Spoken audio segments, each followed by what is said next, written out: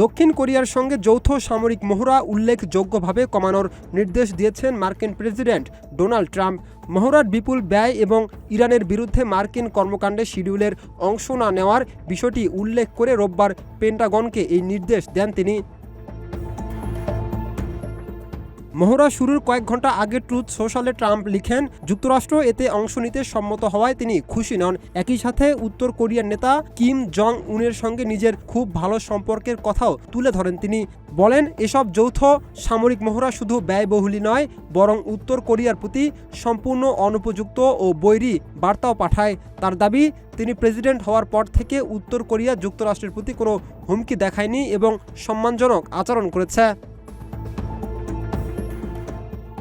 দক্ষিণ কোরিয়ার প্রেসিডেন্টের কার্যালয় ব্লু হাউস জানিয়েছে, ট্রাম্পের বক্তব্য তারা পর্যালোচনা করছে। একই সঙ্গে যুক্তরাষ্ট্র ও উত্তর কোরিয়ার নেতাদের বন্ধুত্বপূর্ণ সম্পর্ক কোরীয় উপদ্বীপে শান্তি ও স্থিতিশীলতা প্রতিষ্ঠায় অর্থবহ সংলাপের পথ খুলে দেবে বলে আশা প্রকাশ করেছে সিউল। ব্লু হাউস আরও জানায়, যুক্তরাষ্ট্র ও দক্ষিণ কোরিয়া তাদের যৌথ প্রতিরক্ষা ব্যবস্থা এবং সামরিক মহড়ার বিষয়ে সমন্বয় অব্যাহত রাখবে। ইরানকে পারমাণবিক অস্ত্রমুক্ত করার মার্কিন প্রচেষ্টা দক্ষিণ কোরিয়ার প্রেসিডেন্ট লি জে মিয়ং অংশ নিতে অস্বীকৃতি জানিয়েছেন।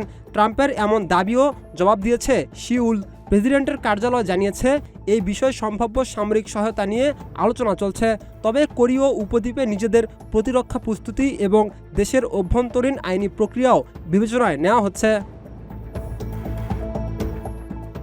তবে দক্ষিণ কোরিয়ার সঙ্গে যৌথ সামরিক মহড়া বন্ধ বা কমানোর বিষয়ে ট্রাম্পের অবস্থান নতুন নয়।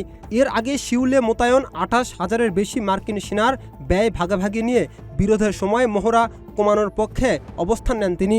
অন্যদিকে উত্তর কোরিয়া দীর্ঘদিন ধরে ওয়াশিংটন ও সিউলের যৌথ সামরিক মহড়াকে সম্ভাব্য আগ্রাসনের প্রস্তুতি হিসেবে উল্লেখ করে এর নিন্দা জানিয়ে আসছে।